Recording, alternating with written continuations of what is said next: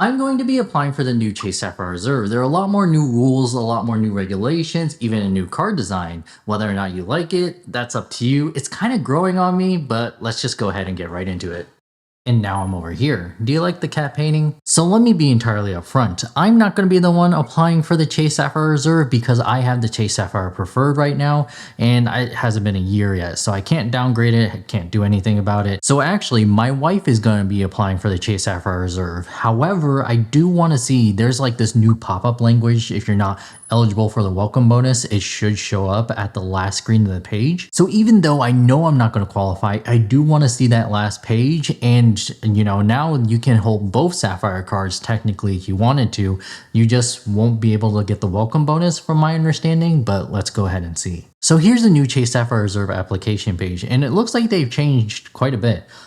They used to put a bunch of stuff here on the left side and then more description and benefits here on the right side, but it seems like they wanted to keep everything centered just in the middle. So here's a new welcome offer for the new card, 100,000 points and a $500 Chase travel credit, kind of similar to how they did with the Capital One Venture.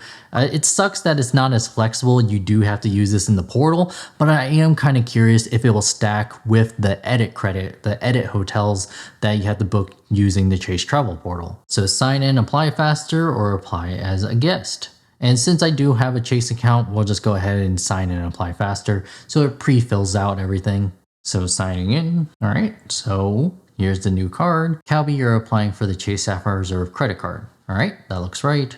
Personal info, name, address, yep, email address, phone number, financial info. So we own a house now, so no need to put rent for me anymore. It's been a process, but it's been going. Employment status, self-employed, gross, 90. Your gross annual income is what you earn or what you reasonably expect to earn. So that'll apply for a lot of you self-employed folks, a lot of business owners, maybe even if you have like a side project. You can kind of estimate what you're making in the last couple months and what was on your last tax return and just kind of estimate what your annual income should be or is around. If you're 21 or older and regularly use income from others to pay your bills, you can include that too. So they're usually fairly flexible. As long as you can prove your household income, you should be all right. Authorized users, you may add up to 5 authorized users to your account, and we'll send individual cards to each one.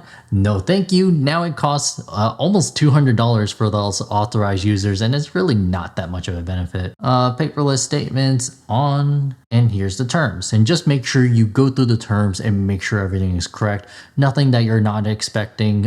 You know, if you're expecting for a 0% intro APR, make sure to double check that, because after you go through the application, you can no longer, you know, ask them for it. Maybe they'll make an exception for you, but I just wouldn't take that chance. Just, you know, do yourself a favor and go through the terms a little bit. Oh, there it is, $795. And then authorized users, $195, $200. Jeez. All right, that looks good. Certifications, you agree to pricing and everything. I authorize Chase and partner name, exchange information, all that stuff I've read and agreed to above. Submit, and hopefully we get that page and not that it pushes through. Oh, okay, so it pushed it through anyway. That's interesting. It let me put in an application anyway with the welcome bonus. That's kind of surprising.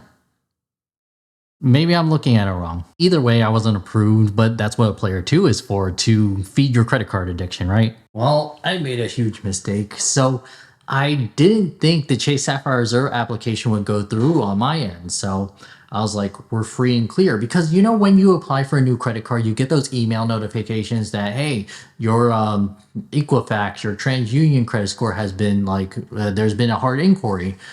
I didn't get any of those after I applied for the Chase Sapphire Reserve. And how I knew that the Chase Sapphire Reserve application did go through was that I was like, all right, so the application probably didn't go through, right? So I'm probably in the clear to apply for a different credit card. I wanted to apply mainly for the Marriott Bonvoy Boundless, but I was instantly denied. And when I called the Chase reconsideration line, they said one of the reasons why I wasn't approved for the Marriott Bonvoy Boundless is because I had a previous application for the Chase Sapphire Reserve.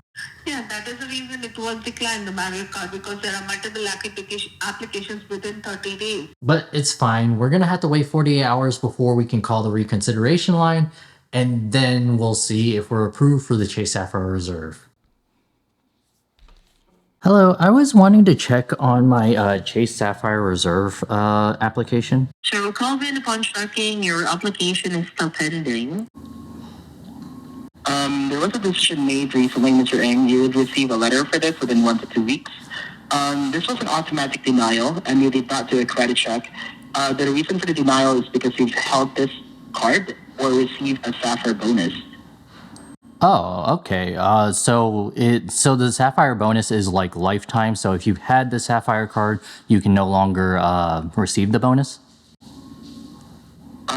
Yes, Mr. Ng. However, you can still get a credit card, but you have to really opt out with, getting that bonus, so you can still continue the application. Gotcha. Is there a way to opt out of it? Because when I was filling out the application, there was no pop-up window or anything that came up. Let's see, because we don't have a way to reprocess this application anymore because it really has that offer. Have you tried, when you applied for that credit card, did you sign in and apply, or did you apply as a guest? I signed in and applied. Okay. And did you use the Chase mobile app or the Chase website? I was using the Chase website at the time. Okay. Because we should have that pop up on the Chase website. Are you able to retry the application again, Mr. Ng? Because we don't have any known issues about that, but it's the first time I've encountered that you don't really see the pop-up. Right. Okay, yeah, I can try that again. If I was to apply again, I would for sure not be able to get the welcome offer. Is that correct? That is right, Mr. Ng, if you had this card before. Okay, so it doesn't... It's a recent update. Gotcha. So just to make sure also is, so the 4 years doesn't matter. Like if you got the bonus 4 years ago, like it's just like from now on, you can't have the bonus. You cannot have the bonus if you had that bonus before in the same product. Okay. The 48 months rule is no longer in the place, yeah. Gotcha. Okay, well, I appreciate all that information. Thank you so much. So that was interesting. So it took them about 2 days to ultimately deny me. So from my understanding, why they denied me is because I applied for the Chase Sapphire Reserve and I didn't get a pop-up window, therefore I was eligible for the welcome offer. Well, apparently if you ever had a Sapphire card or ever even the bonus, you won't be eligible for the Chase Sapphire Reserve, or at least that's what he told me.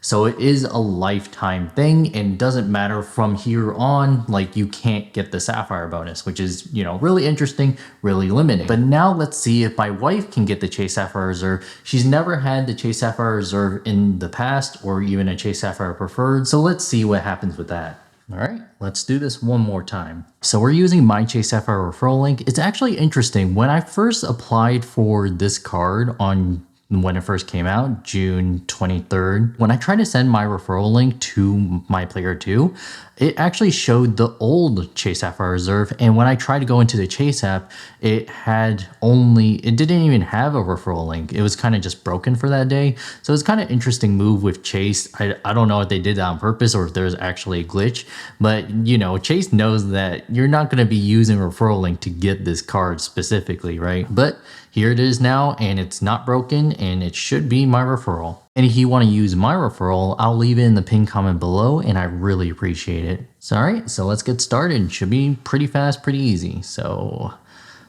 yep, 100,000 points, 500. And that Chase promo is what Anthony Venture found, was that you have to use that $500 all in one chunk. So you can't split that among different bookings, and you have to use it on the Chase travel portal. So if you don't use that full $500, you'll use it or lose it type of thing. So it's kind of scummy, but yep, everything looks right. So apply now. All right, so you know the drill. And this is just a check saying that JP Morgan Chase has your permission to pull your social security number and all that information. Now employed.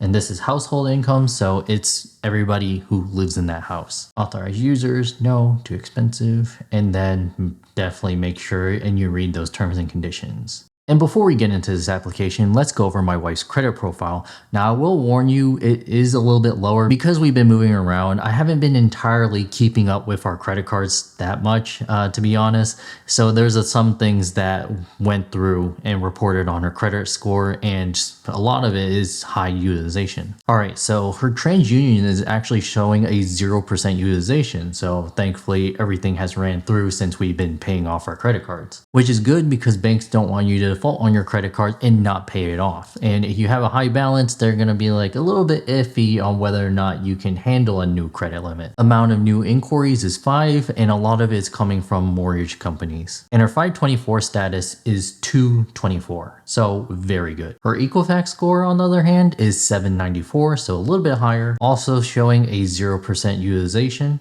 4 hard inquiries, and also showing a 224 status. Her Experian is a 755 credit score with 0% utilization and 7 hard inquiries. All right, so let's hit that submit button, and here we go.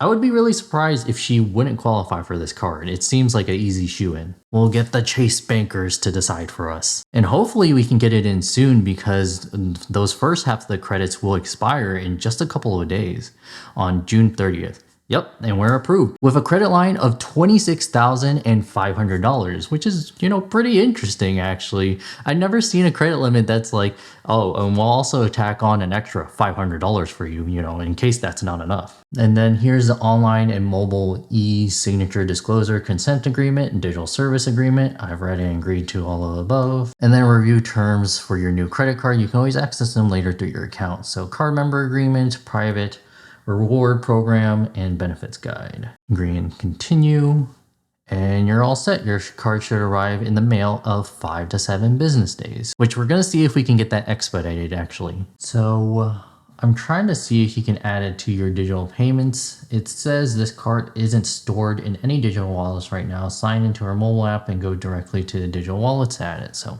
I'll be right back. So yes, we were able to add it to our mobile wallet. So as soon as we're done with the application, we should be able to start using that card actually. And it doesn't seem like there are any limit caps. So if for some reason we wanted to use that full credit limit of $26,500, we should be able to start using that today. But yeah, that was kind of a roller coaster, kind of a joyride, but it was all exciting and fun. And we got some new data points, and I hope that helped you out, and I'll see you later. Welcome to Chase Card Services. Para español, oprima el asterisco. Let me pull up. Are you calling about a credit card you have, or? Yeah, so I just applied for the Chase Sapphire Reserve, and I was wondering if I could just get that expedited. Okay. Well, fortunately for us, we actually don't have to do anything then because they're automatically rushed. Oh, okay. So should I, do you know when I should receive it? Yeah, it generally takes 24 to 48 hours for the card to actually get created, and then 1 to 2 days, depending on what time of day it gets sent out. So it could be anywhere between Thursday and Monday or Tuesday. Okay, that sounds awesome. Thank you so much for your help. All right, so 1 to 2 days, hopefully Friday or maybe Monday. We'll see.